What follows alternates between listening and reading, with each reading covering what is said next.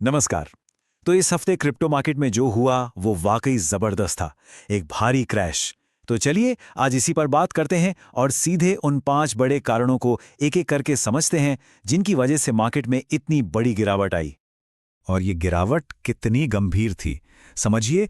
Bitcoin तो करीब 20% गिरा, लेकिन कई ऑल्ट कॉइन्स वो तो 40 से 60% तक नीचे आ गए। जी हाँ, 60%। इसने तो मतलब पूरे बाजार को हिलाकर रख दिया। तो सबसे बड़ा सवाल यही उठता है कि भाई आखिर ये हुआ क्यों? अचानक ऐसा क्या हो गया कि बाजार इतनी तेजी से नीचे चला गया? चलिए इसी सवाल का जवाब ढूंढते हैं।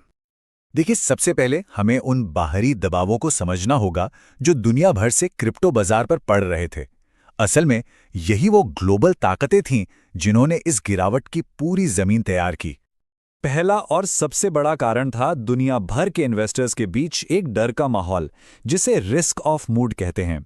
जब इन्वेस्टर्स डरते हैं ना, तो वो रिस्की एसेट से पैसा निकालकर सेफ जगहों पर लगाते हैं। और इस बार उन्होंने स्टॉक्स, टेक शेयर्स और खासकर क्रिप्टो जैसी चीजों को बेचना शुरू कर दिया। अब ये बात बहुत जरूरी है। रॉयटर्स की एक रिपोर्ट साफ साफ कहती है कि जब इन्वेस्टर्स ने जोखिम से भागना शुरू किया तो क्रिप्टो उन पहली चीजों में से एक था जिसे बेचा गया। इससे पता चलता है कि बड़े बड़े निवेशक आज भी क्रिप्टो को एक बहुत ही ज्यादा रिस्की इन्वेस्टमेंट मानते हैं। दूसरा भारी कारण, अमेरिका में इंटरेस्ट रेट यानी ब्याज दरें बढ़ने का डर। सिर्फ इस एक डर ने ही दुनिया भर के बाजारों में खलबली मचा दी थी, और क्रिप्टो इसका एक बड़ा शिकार बन गया।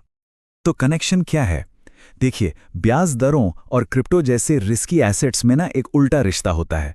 जब ब्याज दरें बढ़ती हैं तो निवेशक डॉलर जैसी सुरक्षित जगहों पर पैसा लगाना पसंद करते हैं। इससे होता यह है कि क्रिप्टो जैसी चीजों से पैसा बाहर निकलता है और बूम, उनकी कीमतें तेजी से गिरती हैं। चलिए अब बाजार के थोड़ा अंदर झांकते हैं। देखते हैं कि इन बाहरी दबावों ने क्रिप्टो मार्केट के अंदर आखिर कौन सा चेन रिएक्शन शुरू कर दिया था। तीसरा कारण था यूएस बिटकॉइन ईटीएफ से बहुत बड़ी मात्रा में पैसों का बाहर निकलना। जब बड़े बड़े इंस्टीट्यूशंस इस तरह से बिटकॉइन बेचना शुरू करते हैं तो ये छोटे निवेशकों के लिए एक बहुत बड़े खतरे के सिग्नल जैसा होता है। वो भी घबरा कर बेचने लगते हैं और फिर ऑल्ट कॉइन्स तो और भी ज्यादा तेजी से गिरते हैं। अच्छा, चौथे कारण पर आने से पहले एक शब्द समझना बहुत जरूरी है, लिक्विडेशन। सीधे सीधे कहें तो जब कोई ट्रेडर उधार के पैसे यानी लीवरेज से ट्रेड करता है और बाजार उसके खिलाफ चला जाता है तो एक्सचेंज उसकी पोजीशन को जबरदस्ती बंद कर देता है ताकि और ज्यादा नुकसान ना हो। और इस क्रैश के दौरान ठीक यही हुआ, लेकिन बहुत बहुत बड़े पैमाने पर। करीब 2 से 3 बिलियन डॉलर की लेवरेज पोजीशंस को जबरदस्ती लिक्विडेट किया गया। इस जबरदस्त बिकवाली ने तो जैसे आग में घी डालने का काम किया और गिरावट को और भी भयानक बना दिया। तो अब तक हमने ग्लोबल इकोनॉमी और मार्केट की अंदरूनी बातों को समझा, लेकिन किसी भी क्रैश का एक बहुत बड़ा हिस्सा इंसानी भावनाओं से भी जुड़ा होता है, खासकर डर से। और यही है हमारा 5वां कारण, पैनिक सेलिंग।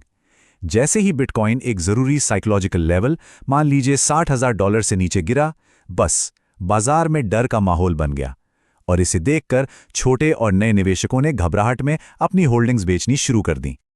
ये स्लाइड पूरी कहानी को एक साथ बड़े अच्छे से दिखाती है।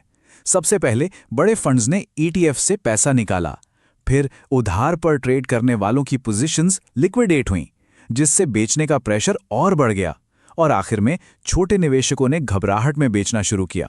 इन सब ने मिलकर एक ऐसा परफेक्ट स्टॉर्म बना दिया जिसने पूरे के पूरे बाजार को नीचे धकेल दिया। तो इन सब के बाद सवाल उठता है कि क्या ये बाजार का अंत है? शायद नहीं। चलिए एक नए नजरिए से इस पूरी घटना को समझने की कोशिश करते हैं। कई एक्सपर्ट्स इस गिरावट को एक हेल्दी मार्केट रीसेट भी कह रहे हैं। उनका मानना है कि ये एक टेम्पररी गिरावट हो सकती है और ये गिरावट बाजार से फालतू की लीवरेज और सट्टेबाजी को बाहर निकालने के लिए जरूरी भी थी। तो यहां से सीखने वाली सबसे जरूरी बात क्या है? यही कि घबराहट में कोई भी फैसला नहीं लेना चाहिए।